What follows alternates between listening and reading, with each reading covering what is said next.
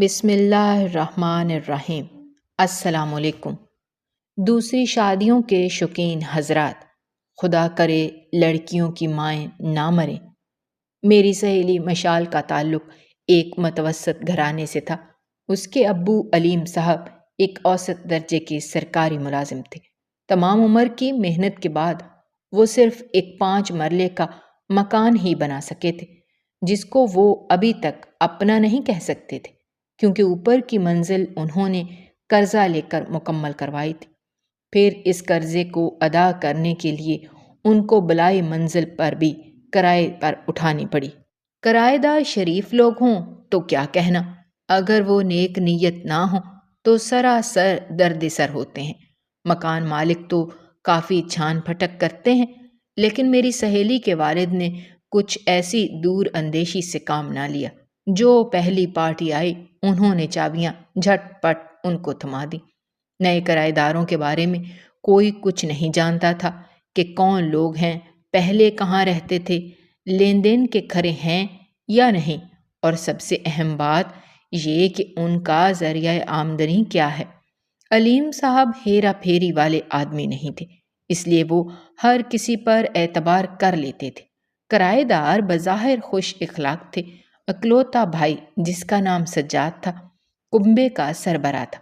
ماں اور 2 بہنیں تھیں، بڑی کا نام نعیمہ اور چھوٹی کا حسینہ تھا۔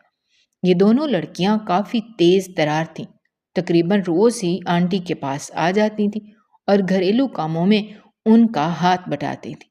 یوں انہوں نے مشال کی امی کے دل میں گھر کر لیا۔ ظاہر ہے جو آرام دہ وہی اچھا جانا جاتا ہے۔ آنٹی بھی ان لڑکیوں کی تعریف اپنے شوہر سے کرتی۔ نعیمہ اور حسینہ کی عمریں خاصی تھیں۔ ماں ان کی شادی کی فکر میں گھلی جاتی تھی۔ وہ اکثر علیم صاحب کی بیوی سے ان کے لیے رشتوں کا رونا روتی رہتی تھیں۔ مجھ کو یہ ساری باتیں مشال نے آ کر بتائیں۔ مشال ان دونوں بہنوں سے خاصی مروب رہتی تھی، کیونکہ یہ فیشن کی دل دادا تھیں، نت نئے ڈیزائن کے کپڑے پہنتی۔ یہ چیزیں نئی عمر کی لڑکیوں کو خاصی مرغوب ہوتی ہیں۔ مشال کے ابو ایک شرمیلے قسم کے انسان تھے، جبکہ نعیمہ اور حسینہ بے حجاب اور منہ پھٹتی۔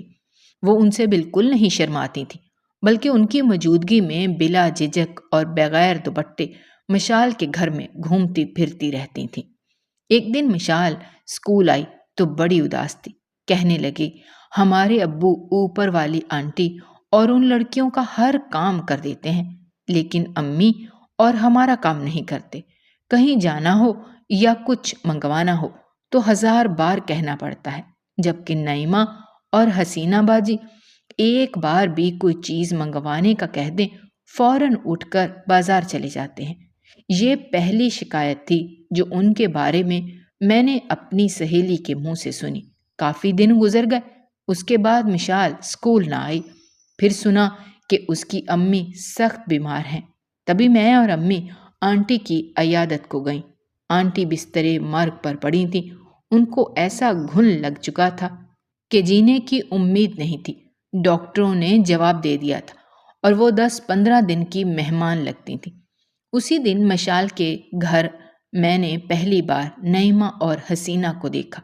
وہ دوڑ دوڑ کر علیم صاحب کا کام کر رہی تھیں۔ وہیں چائے بنا کر لائیں، ہماری بھی خاطر مدارت کی، گویا انہوں نے اپنے مالک مکان کا گھر سنبھالا ہوا تھا۔ ان کی ماں آنٹی کی چارپائی کے ساتھ ہی تخت پوش پر بیٹھی پان چبا رہی تھی، اور لڑکیاں مکان میں یوں گھوم رہی تھیں جیسے یہ انہی کا گھر ہو۔ ان خواتین کی مشال کے گھر پر اجارہ داری دیکھ کر امی حیرت زدہ رہ گئیں۔ گھر آ کر کہنے لگیں، کمال ہے، مشال کے امی ابو کے کوئی رشتہ دار نہیں ہے جو اس آڑے وقت میں ان کے پاس آ کر رہیں۔ انہوں نے غیروں کا سہارا لیا ہوا ہے۔ مشال جب کافی دنوں بعد اسکول آئی تو غم سے نہ ڈھالتی۔ اس کی امی فوت ہو گئی تھی۔ چند دن تک رشتہ دار عورتیں مشال کے گھر آئیں، پھر سبھی اپنے اپنے گھروں کو چلی گئی، سگی خالہ کے سوا جو نوعمری میں بیوہ ہو گئی تھی اور اب اپنے بھائی کے گھر رہتی تھی۔ مشال کی یہ خالہ بہت اچھی تھی، وہ اپنی بھانجیوں سے بہت پیار کرتی تھی۔ چند دن رہ کر جب وہ جانے لگی تو شازیہ اور فوزیہ اس سے لپٹ گئیں۔ خوب روئیں اور کہنے لگیں، خالہ آپ ہمیں کس کے سہارے چھوڑے جا رہی ہیں؟ آپ مت جائیں، بلکہ ہمیشہ کے لیے یہیں رہ جائیں۔ میں یہاں زیادہ دن نہیں رہ سکتی، خالہ نے کہا۔ میرا یہاں رہنا مناسب نہیں ہے، لوگ باتیں بنانے لگیں گے۔ خالہ نے ٹھیک کہا تھا۔ جب سے وہ مشال کے گھر پر تھیں، بلائی منزل والوں نے نیچے آنا جانا بند کر دیا تھا۔ ان کو خالہ کا یہاں رہنا ایک آنکھ نہیں بھاتا تھا، اور خالہ کے خلاف محلے میں باتیں بنانے والوں میں پہلا نمبر انہی کا تھا۔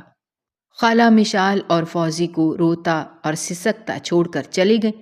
تبھی نعیمہ، حسینہ اور ان کی ماں آ گئیں۔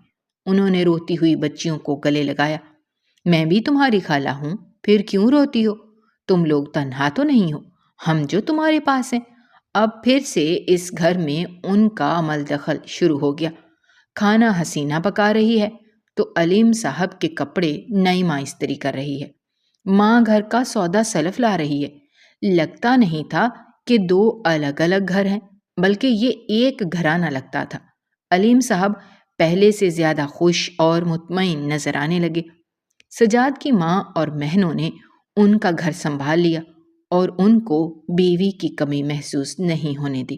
بچیاں البتہ بے قرار تھیں۔ وہ ماں کو نہیں بھلا سکتی تھیں، اور ماں کا بدل سگی خالہ تھی جو ماں جیسا پیار دے سکتی تھی، اور وہ صرف چند روز ان کے پاس رہ کر چلی گئی تھی۔ سمجھنے والے سمجھ گئے تھے کہ کرایہ دار نے اپنی بڑی لڑکی نعیمہ کو علیم صاحب کے ساتھ بیاہنے کی خاطر یہ ساری تگ و دو کر رہی ہے۔ علیم صاحب کی بہن جب 2-4 روز رہنے آئی تو اس نے اس بات کو فوراً محسوس کر لیا۔ تبھی اس نے بھائی سے کہہ دیا، بھائی جان غلطی کبھی مت کیجیے گا، مجھ کو یہ کنبہ ٹھیک نہیں لگتا۔ تمہاری کرایہ دارنی بڑی شاطر معلوم ہوتی ہے، یہ 2-4 روز میں تمہارے مکان پر قبضہ کر لے گی اور تمہاری بن ماں کی بچیوں کو نکال باہر کرے گی۔ تم نعیمہ کے ساتھ نکاح کی غلطی کبھی مت کرنا، بلکہ ہو سکے تو ان لوگوں سے اپنا مکان خالی کرا کے بھلے ماس لوگوں کو دے دو۔ علیم صاحب کو بہن کی باتیں بہت بری لگی۔ انہوں نے منہ پر تو کچھ نہ کہا، مگر دل میں ٹھان لی کہ نکاح نعیمہ سے کرنے میں کوئی حرج نہیں۔ لڑکیاں سلیقے والی اور ان کی ماں بھی مخلص ہے۔ یہ لوگ آڑے وقت میں کام آتے رہتے ہیں، ایسوں سے ناتا جوڑنا بہتر رہے گا۔ اور سب سے بڑی بات یہ کہ شازیہ اور فوزیہ بھی ان سے مانوس ہیں۔ جب یہ بات رشتے داروں کے علم میں آئی کہ علیم صاحب اپنی کرایہ دارنی کی بڑی لڑکی سے نکاح کر رہے ہیں تو سارے ہی ان کی جان کو آ گئے۔ پھر چند بڑوں نے نہایت سختی سے دباؤ ڈال کر علیم صاحب کا نکاح ان کی بیوہ سالی سے کروا دیا، کیونکہ ان کو بچیوں کی خوشی عزیز تھی۔ شازیہ اور فوزیہ بہت خوش تھیں۔ ان کی خالہ ہمیشہ کے لیے آ گئیں۔ ماں کے مرنے کے بعد پہلی بار میں نے ان دونوں بہنوں کے چہرے پر سکون اور خوشی دیکھی۔ خالہ نے ماں کی جگہ لی تو ان سے بہت پیار اور شفقت کا برتاؤ کیا، لیکن اوپر کی منزل پر رہنے والوں کو ان کی پرسکون زندگی پسند نہ آئی۔ انہوں نے چپکے علیم صاحب کے کان بھرنا شروع کر دیے، کیونکہ پہلے وہ نیچے آتی رہتی تھیں، اب علیم صاحب اوپر جانے لگے تھے۔ علیم صاحب کو جانے کیا ہوا کہ وہ ان لوگوں کی باتوں میں آ کر بیوی کو مارنے لگے۔ حالانکہ ان جیسے امن پسند اور صلح جو آدمی سے کوئی اس قسم کی بدتمیزی کی توقع نہیں کر سکتا تھا۔ کہتے ہیں کہ عشق کا جادو سر چڑھ کر بولتا ہے۔ شاید علیم صاحب کو بھی بڑی والی نعیمہ سے عشق کی حد تک لگاؤ ہو چکا تھا۔ اب ان کو اس کے سوا کوئی دوسرا نظر ہی نہیں آتا تھا۔ انہوں نے اپنی دوسری بیوی اور اپنی بچیوں کی سگی خالہ پر وہ ستم ڈھائے کہ خالہ ان ظالموں سے تنگ آ گئی۔ ایک دن ہر کسی نے سن لیا کہ علیم صاحب کی دوسری بیوی نے خود پر مٹی کا تیل چھڑک کر خودکشی کر لی ہے۔ فوزیہ اور شازیہ اسکول میں تھی۔ جب خالہ کے مرنے کی خبر ملی تو دونوں گھبرائی ہوئی گھر پہنچی، مگر خالہ کہاں تھی؟ ان کو تو اسپتال لے گئے تھے۔ وہ بری طرح جل گئی تھی، بیان تک دینے کے قابل نہ تھی۔ بالآخر اسی حالت میں وہ اپنے خالق حقیقی سے جا ملی۔ سب یہی کہتے تھے کہ ان کا جلنا ایک معمہ ہے۔ مشال مجھ کو کہتی تھی کہ تم مانو یا نہ مانو، میری خالہ خود نہیں جلی، ان کو اوپر والیوں نے جلایا ہے، کیونکہ وہ خالہ کے آنے سے خوش نہیں تھی۔ شازیہ ابھی میٹرک میں تھی۔ اس کے والد نے تیسری شادی نائمہ سے کی۔ اس کے بعد شازیہ اور فوزیہ کا اسکول آنا بند ہو گیا۔ میں امی کو لے کر ان کے گھر گئی کہ معلوم کروں کہ وہ کیوں اسکول نہیں آ رہی۔ تبھی مشال نے بتایا کہ میری اور فوزیہ کی پڑھائی نعیمہ باجی نے چھڑا دی ہے۔ پہلے یہ ہمارے گھر کا کام کرتی تھی ابو کو خوش کرنے کے لیے، مگر اب ہم سے ہمارے اور اپنے دونوں گھروں کا کام کرواتی ہیں۔ اف نہیں کرنے دیتی، بڑی ظالم ہے، اتنی ظالم کہ کیا بتاؤں۔ مشال رونے لگی۔ مجھے بہت دکھ ہوا۔ ان ظالم عورتوں نے مشال کو میٹرک بھی نہ کرنے دیا، حالانکہ سالانہ امتحان میں چند ماہ رہ گئے تھے۔ مشال نے مجھ سے دوبارہ آنے کا وعدہ لیا۔ 2 ہفتے بعد میں اس کی خاطر دوبارہ اس کے گھر گئی۔ وہ بہت خوفزدہ تھی، مجھ کو دیکھ کر سہم گئی۔ موقع ملا تو بولی، فہمی اب تم ہمارے گھر مت آنا، کیونکہ یہ نعیمہ ہماری کسی سہیلی کا ہمارے پاس آنا پسند نہیں کرتی۔ میں نے اس کو دلاسا دیا کہ ہم کسی نہ کسی بہانے ضرور مل لیں گے، تم خاطر جمع رکھو، میں ہر حال میں تم سے ملتی رہوں گی۔ اس کے بعد ہم دونوں کافی عرصے تک نہ مل سکیں۔ ایک دن میں مشال کے گھر کے قریب سے گزر رہی تھی کہ پتہ چلا اس کی شادی ہو رہی ہے۔ یقین نہ آیا، کیونکہ ابھی تو وہ بمشکل 15-16 برس کی تھی۔ سوچ بھی نہ سکتی تھی کہ اس کا باپ اتنا ظلم کر سکتا ہے۔ مجھ سے رہا نہ گیا اور میں ان کے گھر کے اندر چلی گئی۔ وہاں کوئی خاص مہمان نہ تھے، وہ شادی والا گھر لگ ہی نہیں رہا تھا۔ مشال نے مجھے دیکھا تو دوڑ کر آئی اور مجھ سے گلے لگ کر خوب روئی۔ بولی، فہمی اس ظالم دنیا میں بن ماں کی بچیوں کو زندہ رہنے کا کوئی حق نہیں، انہیں تو ماں کے ساتھ ہی مر جانا چاہیے۔ میں نے پوچھا، مشال یہ سب کیا ہو رہا ہے؟ کیا یہ سچ ہے کہ تمہاری شادی ہو رہی ہے؟ ہاں، وہ بولی، لیکن مجھے تو کوئی مہمان نظر ہی نہیں آ رہا۔ ماں نے صرف اپنے چند رشتے داروں کو ہی بلایا ہے، تم نے مجھے نہیں بتایا۔ کیسے بتاتی؟ ماں نے باہر نکلنے پر پابندی لگا دی ہے۔ کس کے ساتھ شادی ہو رہی ہے؟ نعیمہ کے ماموں کے ساتھ۔ ماموں کے ساتھ؟ وہ تو خاصا بڑا ہوگا۔ ہاں، خدا جانے ابو کو کیا ہو گیا ہے، جو یہ لوگ کہتے ہیں وہ کرتے جاتے ہیں۔ کاش میری ماں زندہ ہوتی تو مجھ پر یہ ظلم نہ ہوتا۔ تم بہادر بنو اور اس شادی سے انکار کر دو۔ میں ایسا نہیں کر سکتی، یہ ناممکن ہے۔ تم سوچ بھی نہیں سکتی فہمی کہ یہ لوگ کتنے ظالم ہیں۔ ابو کو تو انہوں نے بالکل اپنی مٹھی میں کر لیا ہے۔ میں ابھی یہ باتیں کر رہی تھی کہ کسی نے کہا، بارات آ گئی ہے۔ دلہا چند عورتوں اور مردوں کے ساتھ اندر آیا۔ اس کی عمر علیم صاحب سے بھی زیادہ لگ رہی تھی۔ مجھے دلہا کو دیکھ کر حیرت اور افسوس ہوا، اس قدر کہ میں اپنے آپ پر قابو نہ رکھ سکی اور رونے لگی۔ مشال رخصت ہو کر سسرال چلی گئی۔ 2 ماہ بعد ایک دن وہ ہمارے گھر آئی، کچھ پرسکون اور خوش نظر آتی تھی۔ بولی، دلہا عمر رسیدہ ضرور ہے مگر رحم دل ہے، وہ میرا خیال رکھتے ہیں۔ کم از کم مجھے نعیمہ اور حسینہ کی ماں کے ظلم سے تو نجات مل گئی۔ پھر ٹھنڈی آہ بھر کر بولی، وہ مجھے فوزیہ کی فکر ہے، خدا جانے وہ تینوں اس بیچاری کا کیا حال کرتی ہیں۔ میں نے پوچھا، ان کا لڑکا سجاد کہاں ہے؟ وہ ان کو چھوڑ گیا ہے اور کسی امیر آدمی کا گھر داماد بن گیا ہے، اب وہ آتا بھی نہیں ہے۔ خدا کی لاٹھی بے آواز ہوتی ہے۔ نعیمہ کے گھر بچی پیدا ہوئی، مگر وہ بچی عجیب الخلقت تھی۔ اس کے منہ کے اوپر والا حصہ نہیں تھا، اس کا نچلا دھڑ ناکارہ تھا۔ وہ لڑکی دودھ اور پانی بھی نہ پی سکتی تھی۔ 3 ماہ اسپتال میں رہ کر فوت ہو گئی۔ دوسرے اسپتالوں سے ڈاکٹر اس کو دور دور سے دیکھنے آتے تھے۔ اس حادثے نے صرف چند دن نعیمہ کے دل پر اثر کیا۔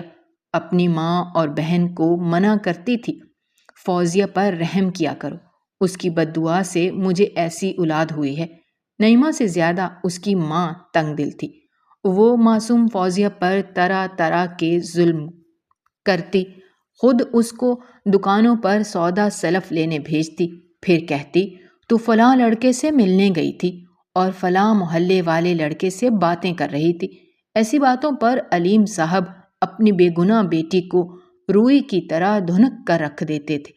وہ یہ بھی نہ سوچتے کہ ممکن ہے یہ بات سچ نہ ہو، وہ ہر بات کا آنکھیں بند کر کے یقین کر لیتے تھے۔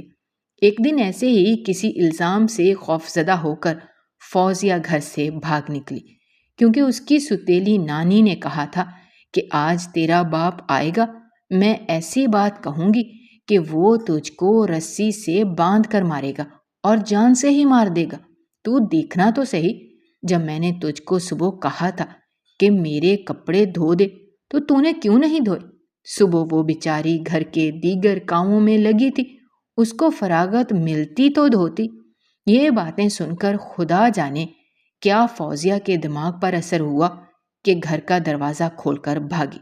بڑی بی نے دیکھا کہ لڑکی باہر بھاگی ہے تو وہ بھی اس کے پیچھے بھاگی اور چلانے لگی کہ دوڑو پکڑو اسے، دیکھو یہ بھاگ رہی ہے۔ یہ سن کر کچھ لڑکے گلی کے فوزیہ کے پیچھے بھاگنے لگے۔ اس وقت بدقسمتی سے علیم صاحب گھر آ رہے تھے۔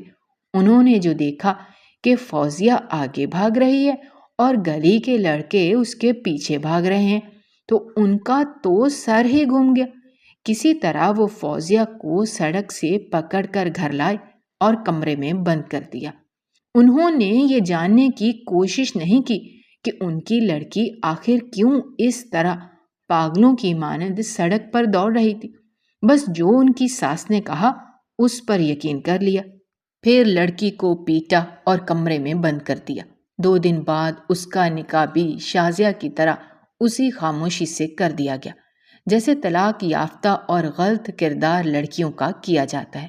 یوں فوزیہ بھی رخصت کر دی گئی، کہاں اور کس کے ساتھ خدا جانے۔ اب وہ کیسی زندگی گزار رہی ہے اس کا مجھے علم نہیں، کیونکہ وہ پھر مجھ کو کبھی نہیں ملی۔ یہ سب محلے والوں نے ہمیں بتایا تھا۔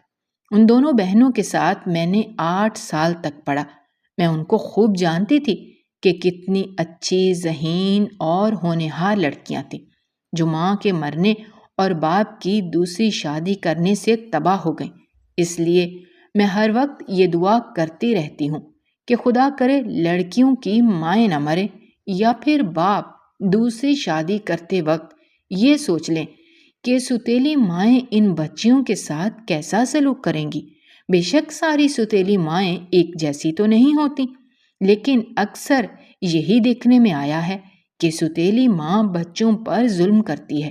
باپ کو چاہیے اگر انصاف نہیں کر سکتا، اپنے بچوں کا خیال نہیں کر سکتا تو دوسری شادی نہ کرے، اور اگر کر لے تو اس بات کا خاص خیال رکھے کہ اس کی غیر موجودگی میں اولاد کو پریشانی تو نہیں، ستیلی ماں پریشان تو نہیں کرتی۔ اور ستیلی ماں کو بھی اللہ سے ڈرنا چاہیے، کیونکہ اگر وہ آج کسی کے ساتھ برا سلوک کرے گی تو اس کے ساتھ بھی ایسا ہی ہوگا۔ دوستو، ویڈیو پسند آئی ہو تو اس ویڈیو کو لائک کریں، اور اگر آپ نے ابھی تک ہمارے چینل کو سبسکرائب نہیں کیا تو چینل کو سبسکرائب کرنا مت بھولیے گا۔ شکریہ۔ اللہ حافظ۔